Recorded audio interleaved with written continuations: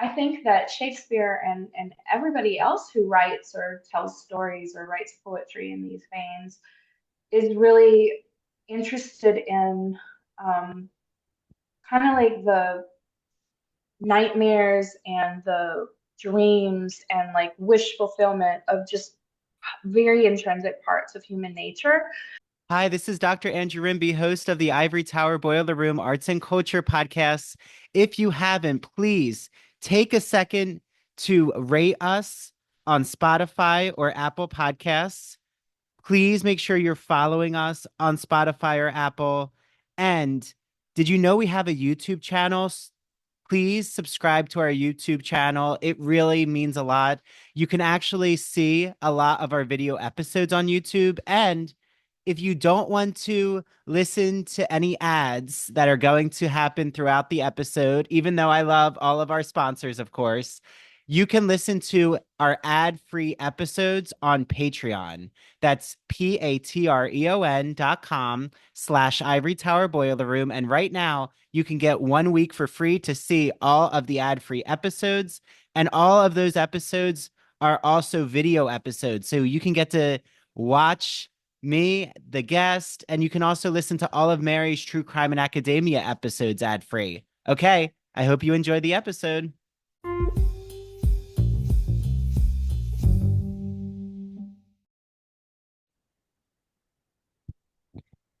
Hi, everyone. This is Dr. Andrew Rimby. Welcome back to the Ivory Tower Boiler Room.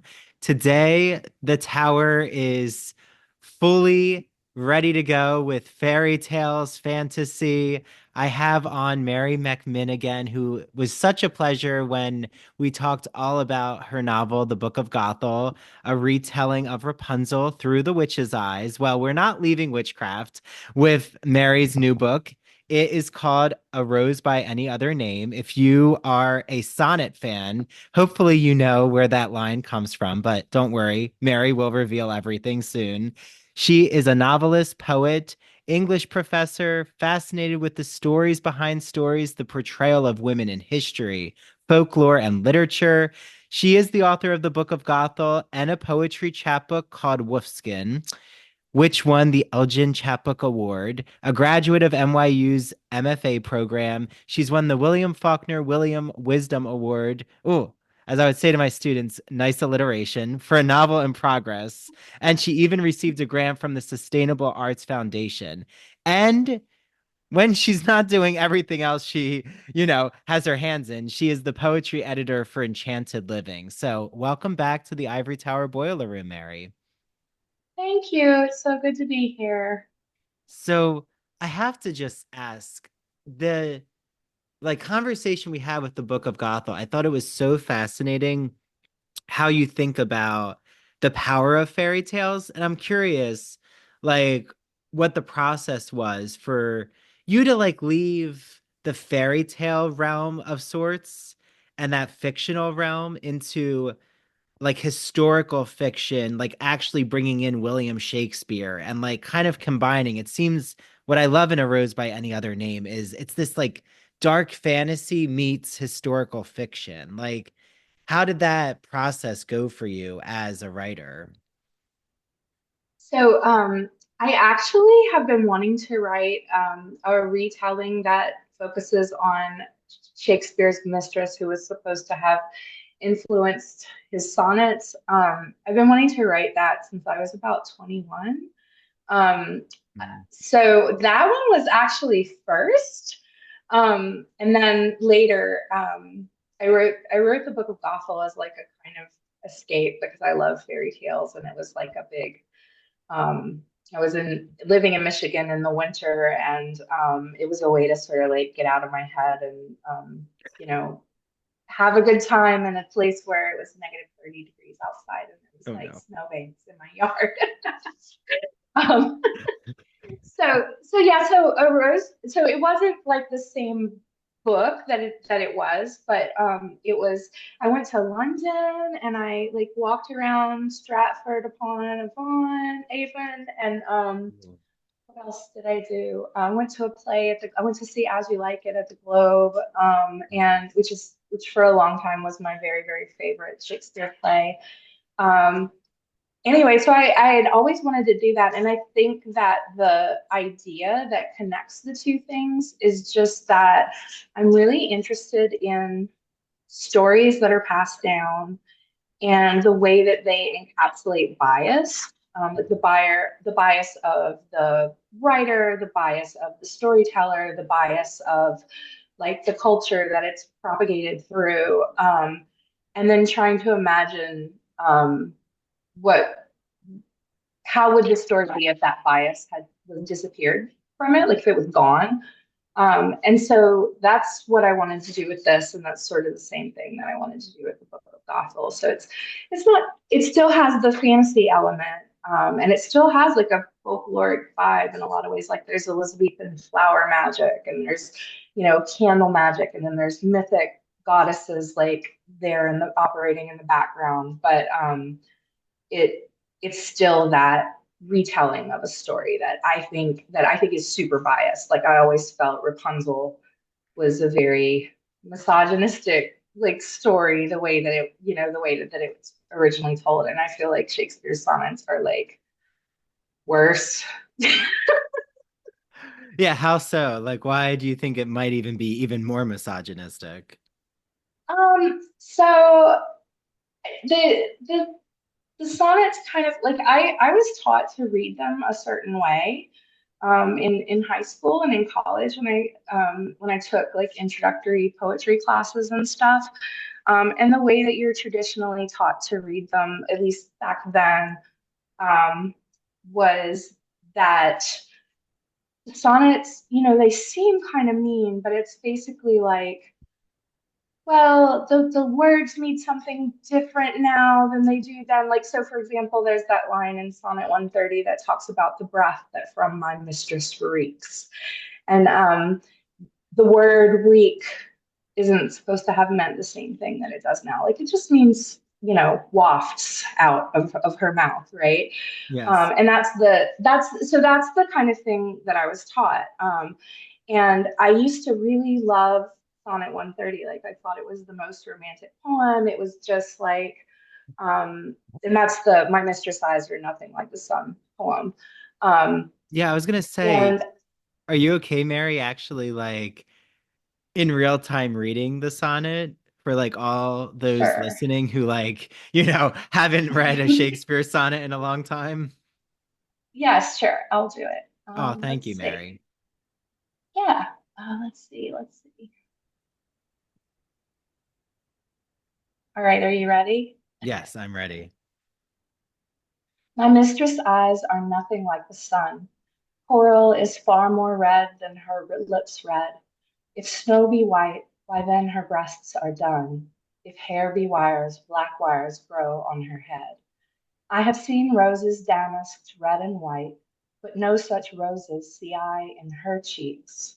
And in some perfumes is there more delight than in the breath that from my mistress reeks. I love to hear her speak, yet well I know that music hath a far more pleasing sound. I grant I never saw a goddess go. My mistress, when she walks, treads on the ground. And yet, by heaven, I think my love is rare, as any she belied with false compare. Mm. Yeah, so when you were taught that, like what was I always like have said to my students, I just got off of teaching like the sonnet and like the rhyming couplet, the last two lines, right, is supposed to sum up everything of the essence of what Shakespeare is really trying to deliver to you. Like, Mhm. what was that classic interpretation? So the classic interpretation is, and you're probably familiar with it, is that Shakespeare's sonnets are supposed to be a response to the Italian sonnets that were popular during his time, and the Italian sonnets idealized this like fair-skinned, blonde-haired, blue-eyed, cruel mistress who was like cold and was refusing the speaker. And so the Dark Lady sonnets are supposed to be a response to that. And he is saying, my mistress isn't what this other idealized mistress is, but I love her anyway. And so that's basically the gist of that one poem. Like it's the one that's widely anthologized and supposed to be emblematic of that concept, right? Like, I've never seen a goddess go, but my mistress, when she walks, walks on the ground. What does he say? I've seen roses red and white, but no such roses see I in her cheeks, right? So that's the traditional interpretation, and I read it that way for many years, and I thought, oh, that's romantic, and I love the way it sounds.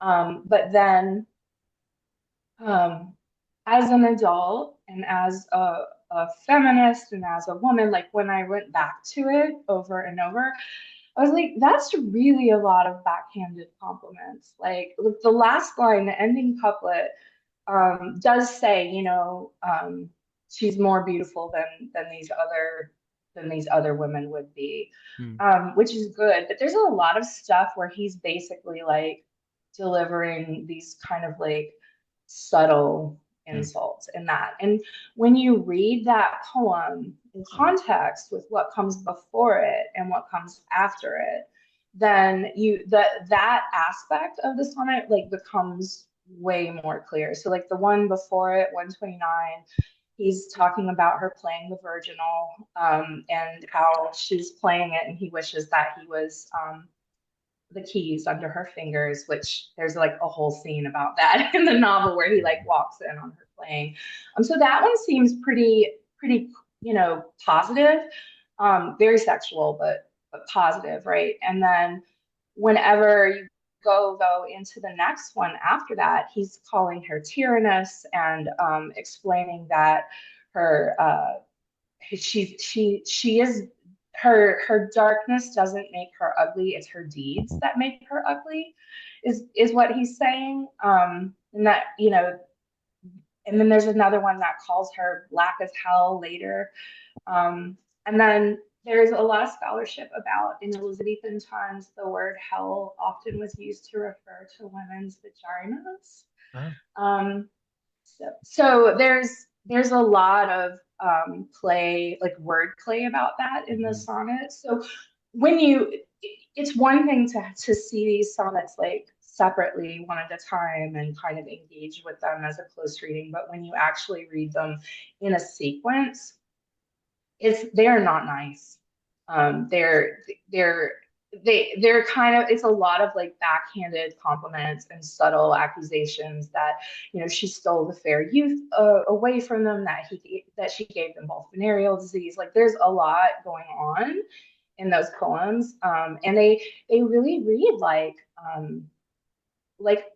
a jilted lover wrote them, like a very very angry person wrote them. So Yeah, yeah. it's it was like when I taught my students Macbeth, and what I love is like even with the Sonnet 130 you read, Mary, like the way that Shakespeare already, like the Dark Lady, it really is like that exploration of the goddess whore complex of like women fitting either one image that man's created, like the either you worship me and like you're going to be my muse and this is how I see you, like almost like the princess in the castle, or you're going to be Lady Macbeth trying to like murder everyone around her. And but like why do you think, in your opinion, because I've like asked my students this and I knew I had to ask you this, Mary, and maybe it even like hopefully plays into the historical fantasy element of your novel.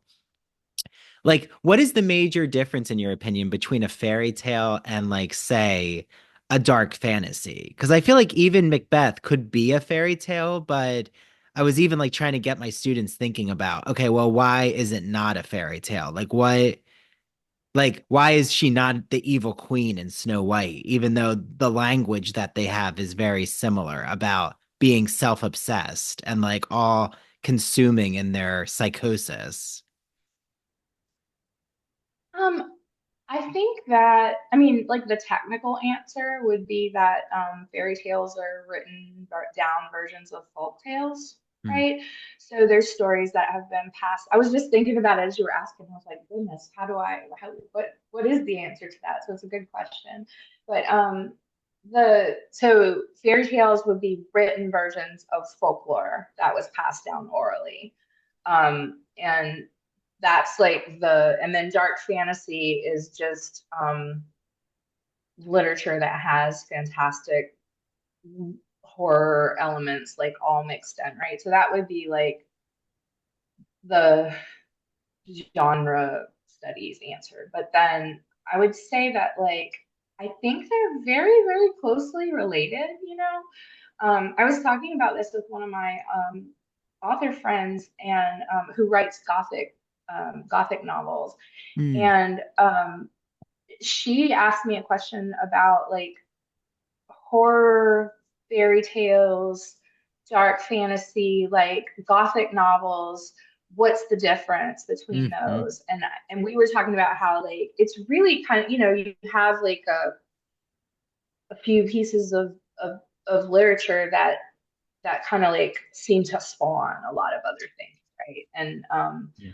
I think you're onto something. Like they're all really closely related, and there's kind of like fantasy elements in folk tales and fairy tales, and then there's fairy tale elements in fantasy. And I do think those archetypes that exist in fairy tales also exist in plays like Macbeth, like for sure. Yeah, and I feel like once witchcraft is like ushered in, like in my opinion, witchcraft easily can turn into a fairy tale. I mean, my students basically their answer was Macbeth isn't a fairy tale because the protagonist doesn't have a happy ending. Like it's not um like Cinderella or Sleeping Beauty or Snow White.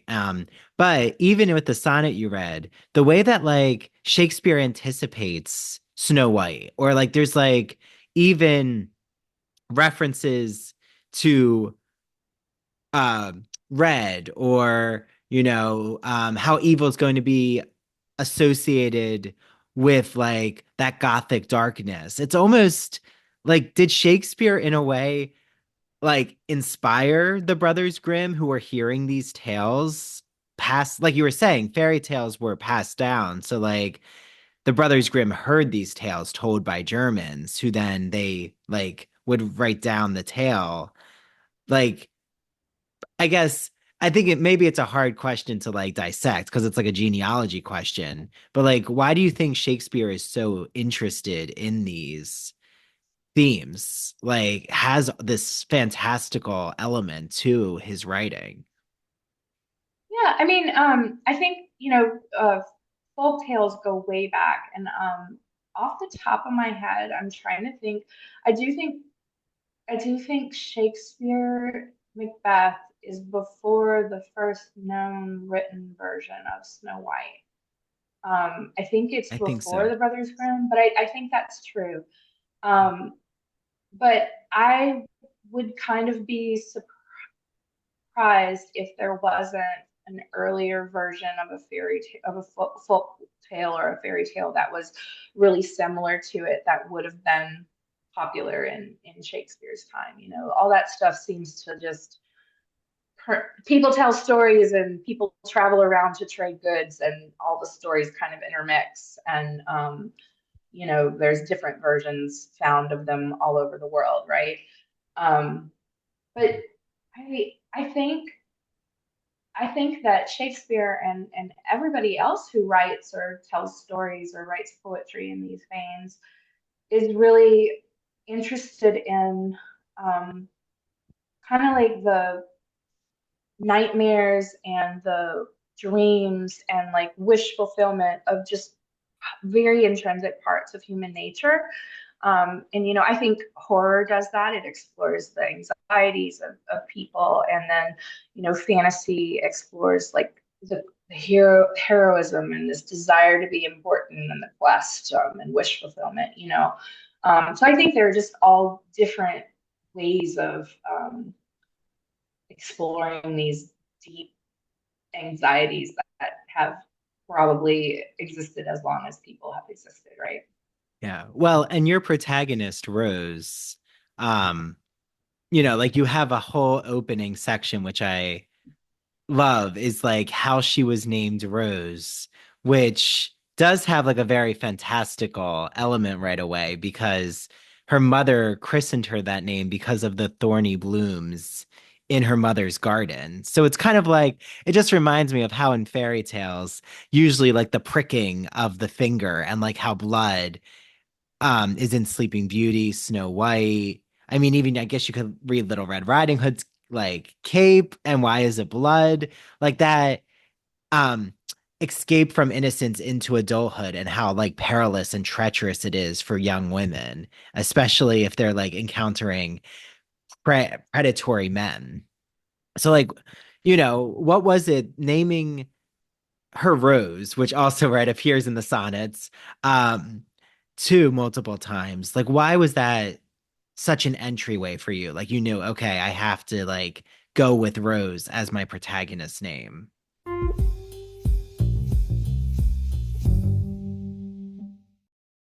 Have you heard me gush and obsess over one of my favorite magazines? It's called The Gay and Lesbian Review, a bi-monthly magazine of history, culture, and politics. Yes, focusing on all things LGBTQ arts and culture. So, from reviews like the new Daniel Craig film called Queer to musicals, theater, TV shows, the new February issue just was mailed to my house. Yes, I still get a physical copy of the magazine.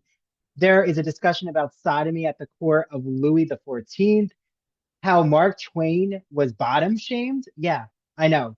A scandalous title. I'm really curious what that means, and just so many conversations that will have you doing a Google search to find either the book that's being reviewed, the TV show that's being talked about, the film that's being discussed. I love the Gay and Lesbian Review, and they gave us an exclusive code. So, all you ITBR listeners, make sure that you write down the code ITBR50. Go to glreview.org and you can get either the digital or print subscription for 50% off. Yes, 50% off.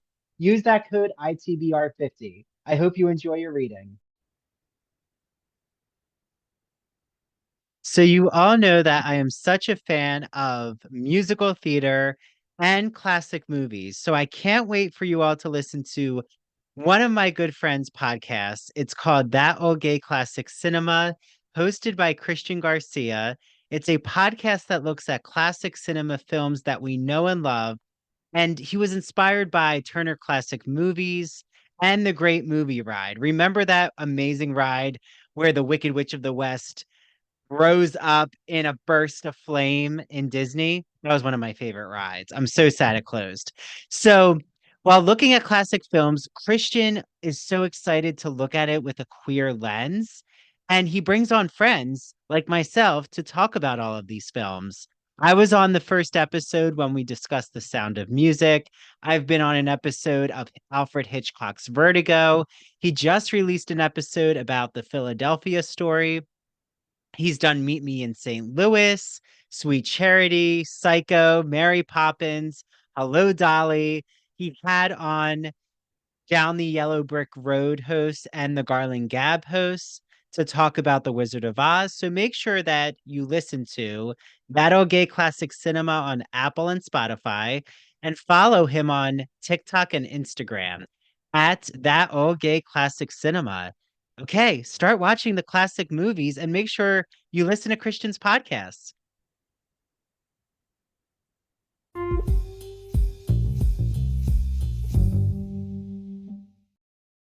Um, well, so there's several reasons why I picked Mhm. Rose as a name. I tried to do most of my kind of like intentional inspiration from Shakespeare's plays to try to like say, okay, well, just like all artists and writers, like it's his work is inspired by his life in some way. Mhm. So, what are the names that pop up many times? The words that pop up, and there's several plays where there's a character named Rose or Rosalind. Mhm. Like I said, my favorite play for a long time was As You Like It. it's just so there's so much like wonderful subtext and play with gender and sexuality. Like it's a really fabulous play. And so Rosalind was a big inspiration for Rose in the story. And she also has a cousin who travels around with her, Celia, who's an inspiration for Cecily. There's a lot of criticism around them both being bisexual. Mm. So there's that, and then there's the Rose line in Romeo and Juliet, of course. And then there's a whole bunch about in the Fair Youth sonnets, a bunch of plays on the word rose because the Earl of Southampton's name, Henry Roseley, was supposed to be pronounced Roseley. Mm. So I was looking at it like, he is Shakespeare's the speaker's fair, like the fair rose, and then she is his dark rose or something like that. But so that was why I did it. And then the blessing was being able to write that beginning about thorns and roses. And I decided I that love it. I had a lot of fun with it. And I decided that I mean it was such a fun way to start with a character who's so prickly and who is so like determined and confrontational and just all the things that Rose is, and it does give it like I didn't think about it as like a fairy tale vibe, but it does that whole thread, that motif that's throughout the novel is definitely is fairy tale like, and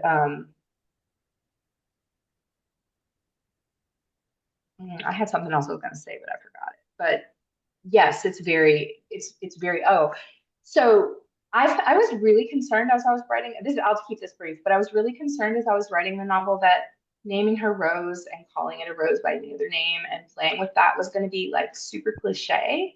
Mm. Um, because of roses and love and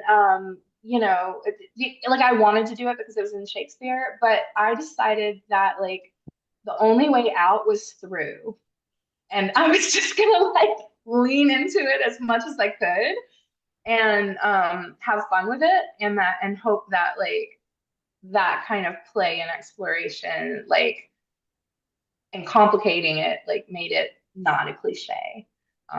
So yeah, I felt like guilty when I wrote that. Well, Stop, roses, come on. yeah, but it's like tapping into um I feel like even this fandom, and I mean I'm of course into the fandom of Wicked and Gregory Maguire and like just the whole like empowering narrative. But even like Wicked, like I always say, Mary, you are, in my opinion, like under the tutelage of Gregory Maguire. Like you're part of like a new generation of like retelling fairy tales, but also like thinking about the human consciousness. And like in my opinion, the reason like Wicked and your books just speak to so much of our psychology is because fairy tales tap into universal emotions. So it's like going through that journey, that hero's journey through obstacles. Kind of like you said, it's like that blending of the real with the nightmare or the real with the utopic dream. Like it's always in this in-between world. And like I wonder, do you feel that even with a rose by any other name, the way that you're able to like go into the historical fantasy of Elizabethan England through Rose, but also like encountering Shakespeare, a young Will Shakespeare along the way, also lets you speak to political and social discussions that are even contemporary nowadays, like through almost this escape. Like you don't have to really tackle the monotony of just like the crises of everyday life happening now, but it's like you can like look to the past to try to explain the present. Yeah, for sure. That I mean, I I am a I would I love Shakespeare. I go to the Shakespeare Tavern all the time, but I feel like he's a problematic fave. Mm. Um, and I feel like later in his career he was better about writing women. But Hmm. earlier in his career, there's so many plays that portray women in such a negative light. Like Taming of the Shrew is one of the big ones. And there are a lot of violence toward women that isn't like really Hmm. interrogated in the early plays. And then the sonnets, of course, are like at that same period in the early 1690s. So um, his writing has a lot of the problems that we see. The way he portrays women is the way that women are still portrayed in a lot of places and society, across the world. That, like you said, the virgin whore complex, that's super big in the sonnets. And yeah, so that, I mean, I think that's why I was drawn to, that's part of why I wanted to do it, was just like, I'm attracted to him and his, like, his genius and his brilliance and his, like, clearly he would have been a very witty man. I always like it, thought it would be fun to be around him. But I also feel like he probably was a little bit of a narcissist and, you know, cared a lot about what people thought about him and probably made some enemies along the way, and that I think that there are a lot of men in current society who behave that way. And I have myself encountered some of them, especially in my younger years. And I wanted to, like, personally, been involved with men like that. And I wanted to kind of like, yeah, but what if it wasn't the way he said it all in the sonnets? Like, what if he was just angry and like, wanting to like destroy her reputation and like get her back for everything that he perceived that she did in his like squirrely little mind. Yeah. Well, and like when you were approaching sexuality in your novel, something that's so interesting to me is how you could have Shakespeare um like cast the fair youth in such this like homoerotic, like very idealistic, almost the suitor pursuing his male muse, but then when it comes to like his female muse, like you've already said, it's so vexed and he has like such the speaker has such frustration and is like blaming her for her actions, even though like this is all concocted in his mind. Like, does it, in your opinion, like say something about like just gender relations or even like how sexuality is at play during Shakespeare's time, or maybe even what he's going through in his own mind, since I know you read a lot of Shakespeare's biographies to get into this frame. Yeah. So there's there's laws and stuff that's passed at this time around homosexuality between men. So we know like what the attitudes were towards that, at least officially, according to the crown. Um, but there's not a lot of written down about lesbian sexuality during this period. And um, I read some books that took um, letters between women and kind of like extrapolated that. Mm. But I think so. If you about Shakespeare, if you accept the premise that the sonnets are inspired in some way by people he really knew, which is like a controversial premise, I'm well aware of that. But I'm writing historical fantasy, so I get to Yeah. do that if I You're want to. allowed. You're allowed. Yes, and I'm a poet, and all the love poems I've written are like very well inspired by real people. Like it's not fully true, but there's fictional elements, but it's there.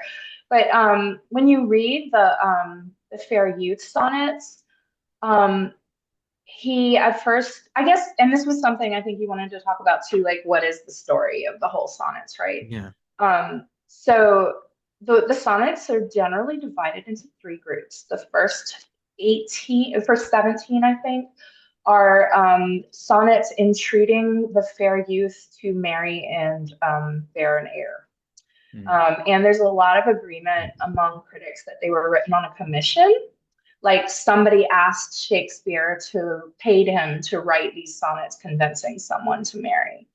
And then sonnet 18, I believe, is the one that kind of turns on a dime and goes from like, hey, you should marry and make a copy because you're so beautiful to I kind of love you. Like that's it, it just completely changes. And that's let me see. I think I've got the one right, but yeah, that's Shall I Compare Thee to a Summer's Day. And it really just turns into something that is like a beautiful romantic poem versus this kind of like more formal, you're supposed to do something and you should do it, right? Like an argument almost. And then from there, you've got sonnets where he's like staring in, the speaker is staring into the distance at night, unable to sleep because he can't stop thinking about the fair youth. Um, there's sonnets where he's mad at the fair youth for like being with the dark lady. Mm. There's like a whole story there, and it really reads like when you read them in order, it reads like someone who came in contact with this person and then like fell in love with him, but like didn't know what to do with that feeling at all, and was kind of tortured by it. And I have always like I've always thought that that was like a haunting story, and I wanted to tell that, and I'm a big fan of the Earl of Southampton theory, the Mm-hmm. Henry theory, and that's the one I went with in the book.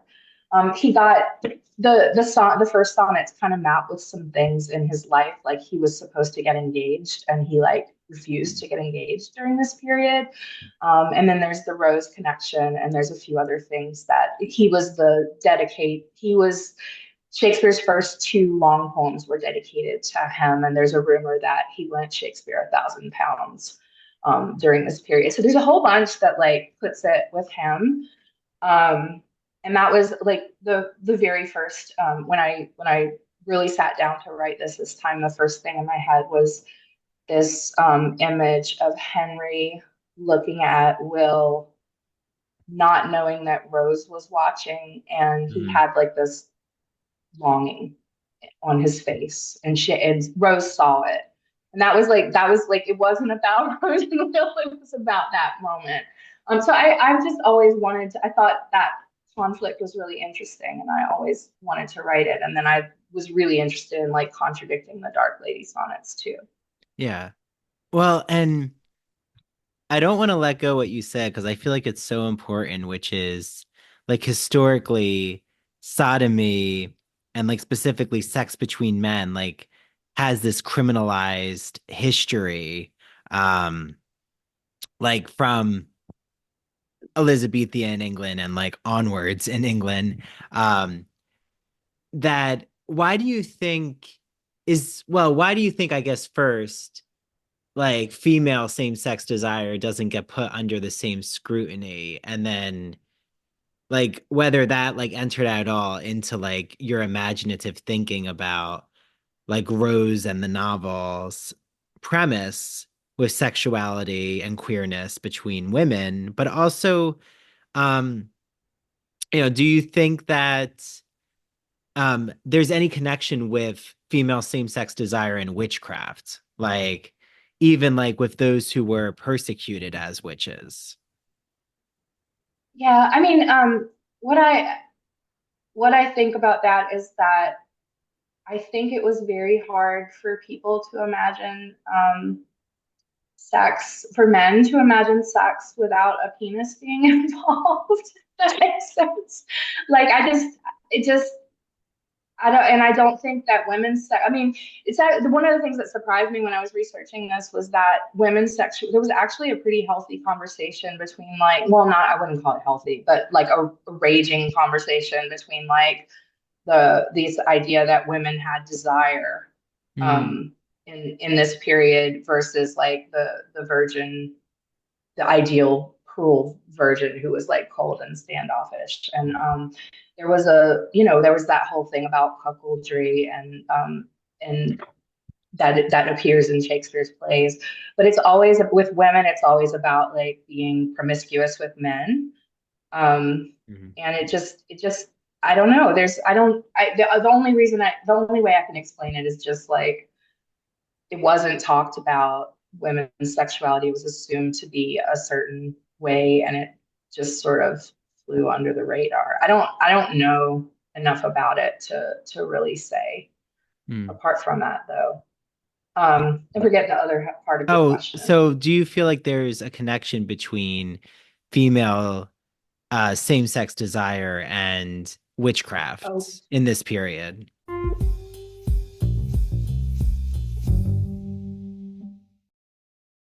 As an English professor, I would have no idea where to begin with books to assign to my students. So I absolutely love Broadview Press, who is celebrating their 40th anniversary. Broadview Press, they publish classic works of literature, academic, humanities books. I've read so many of their books, and I've always loved whatever conversations being discussed, from the philosophy of sport, indigenous philosophy and Native American culture, vampire literature, The Wonderful Wizard of Oz, new edition that just came out just in time for Wicked fandom, folk and fairy tales. My students love the different Cinderella and Little Red Riding Hood fairy tales that we discussed. They always have a really exciting collection. So head on over right now to broadviewpress.com. Use the exclusive code that they gave us, Ivory Tower, for 20% off all of your orders. I hope you enjoy your reading, and please let me know and DM me with the books that you're getting from Broadview Press, because I'd love to share it with Dylan from Broadview Press, who always is curious to see what the Ivory Tower Boiler Room community is purchasing. So enjoy your reading, and I hope you discover even more exciting humanities works.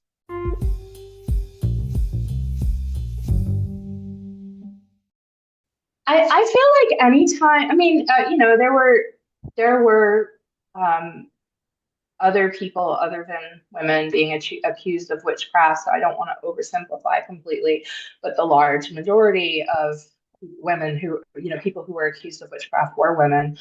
And I feel like anytime a woman transgressed or became a problem to society or like betrayed a man who had power, like not anytime, but the one way that people fought back was where it was during this period, the accusations of witchcraft. And so I would say that this would be one way that that could happen. And now that I think about it, like if a if a I wonder if like men would be embarrassed if their wife was with another woman, and so you had to like attack them Mhm. based on other grounds. But I don't know. I don't know if that's just a thought Yeah, about I it. think that's a really good hypothesis. I would say you definitely have a sound rhetorical argument there. You can tell I've like spent a lot of time discussing rhetorical like arguments, but then we're gonna like dissect your novel through like pathos, ethos, and logos. But uh, Okay. so I think Rose does a really good job anytime she like provides evidence for her, viewpoints. But I guess like as we're rounding like up the conversation, is like what surprised you in your, because I know you do a lot of like deep historical research. Was there anything that really just surprised you? And maybe it's not something that ended up in the novel, but like what jumped out to you during your research process? Well. So one of the big things that I researched for the novel, and this kind of like leans into the fantasy element, was I try to write the magic in an era that I'm writing in based on the beliefs of people at that time. So, what did people in that place and time believe about magic and the supernatural? And then I just make those true, right? Mm. So, in the Book of Gothel, it was kind of like easier to do that because there were fewer strands of, I mean, at least as far as I was able to research, there were kind of like fewer strands of what magic was at the time.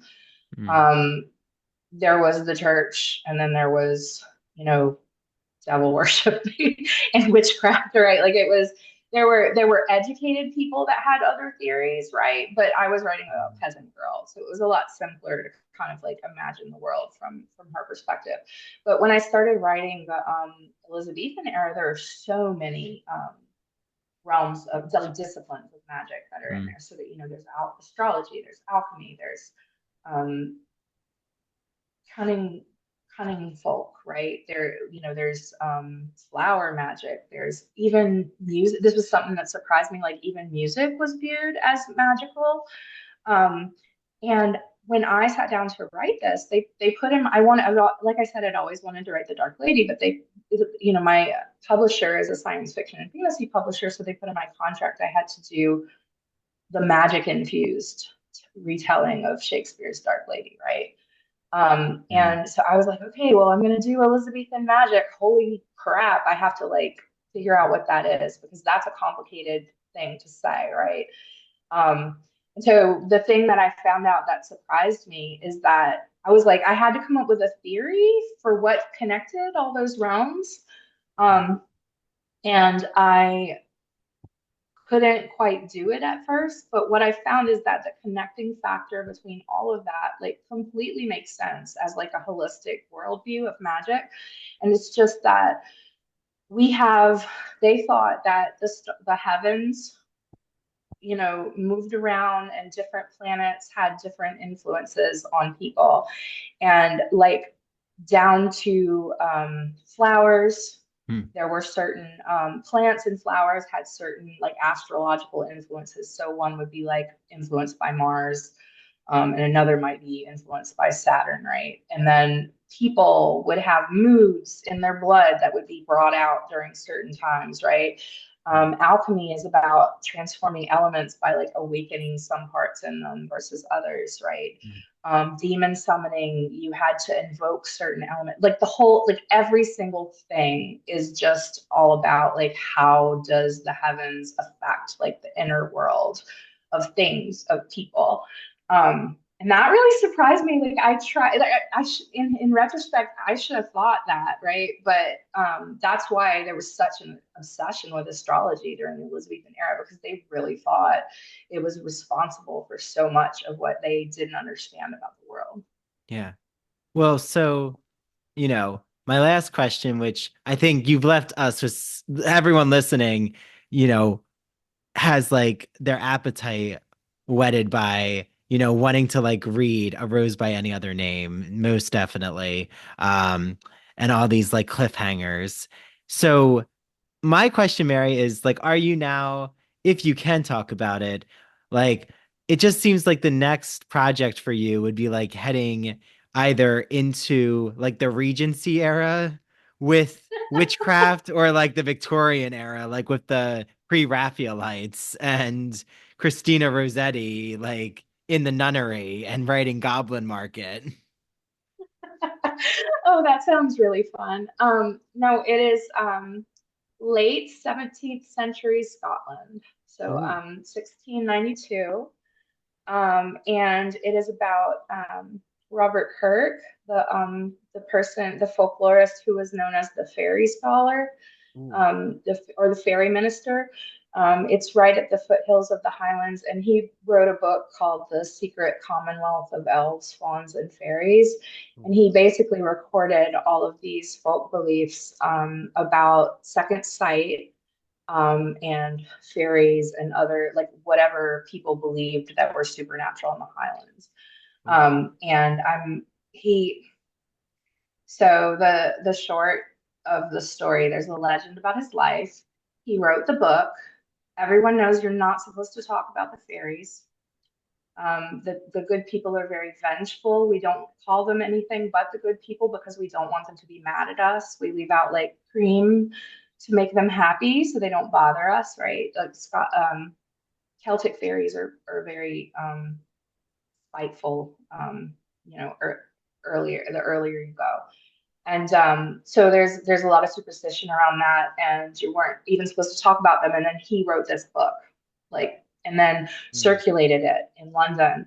And part of his research involved interviewing his parishioners, and he also would like go walking on this fairy hill near the manse where he lived. And about 9 months after he sent off his manuscript, he was found dead on the fairy hill in his nightshirt. Oh, Um, and his wife was pregnant with their second child. She gave birth a couple weeks after. And I am writing that story from the perspective of his wife, who has second sight. okay. Well, when is it projected probably to be published, Mary? Right now, it is a proposal that is with my agent that I Okay. haven't, so it's not under contract, but she feels pretty confident that she'll be able to do something with it. So I'll Ooh. get back to you on Oh, that. exciting, exciting. Okay, well, so how can everyone, follow you, Mary, on social media? And then obviously on your social media channels, they'll see like the link to get your books, and be now part of the Mary McMyne fan club, which is a very fun place to be. Um, my website is marymcmahon.com, and then on all different socials, I'm just at Mary McMahon. Yeah. So you can find me on Instagram, on Threads, and on Facebook. I am no longer on X, and I've Yeah. never been on TikTok. Sorry. I know. I was briefly, and then Maybe I can get you on TikTok and you'll just like, be reciting sonnets. yeah, I There's a thought about it. place. There's a place for you. Yeah, Um, I think I was there briefly, but I'm gone now. So. well, it's such a pleasure having you back, Mary. And I know that there's going to be like more collaborations in our future. And just it was wonderful talking with you, as always. Oh, yeah, it was it's always a pleasure to talk to you. You ask the best questions and Oh, it's a lot of fun. thank you, Mary. Okay, well, bye, All right. Mary. Bye to the listeners out there. Bye. Thank you for tuning in.